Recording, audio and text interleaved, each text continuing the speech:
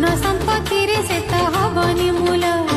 भाव विरति रे से तो हब तौल